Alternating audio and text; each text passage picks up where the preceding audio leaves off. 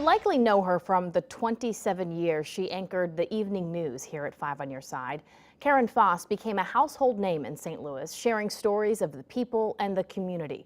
Well, this morning, she shares a story of her own, her terrifying experience with the breakthrough case of COVID.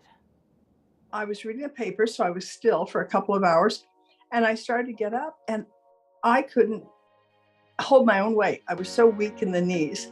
It was January 16th, a relaxing Sunday for Karen Foss, when suddenly she felt nauseated, unable to walk. We both took the test. Mine was definitely positive. His was negative. And I took it again the next day because I just couldn't.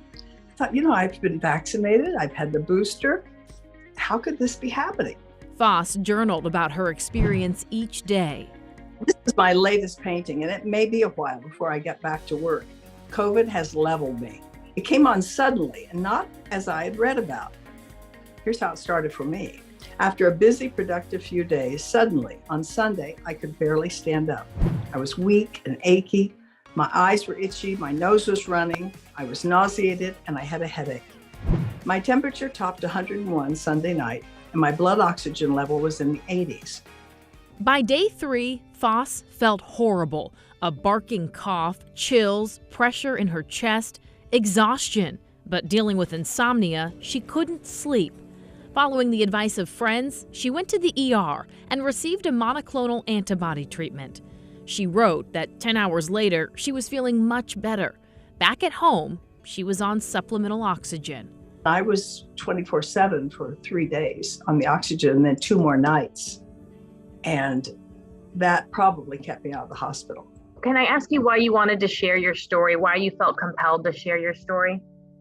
Well, I think once a reporter, always a reporter.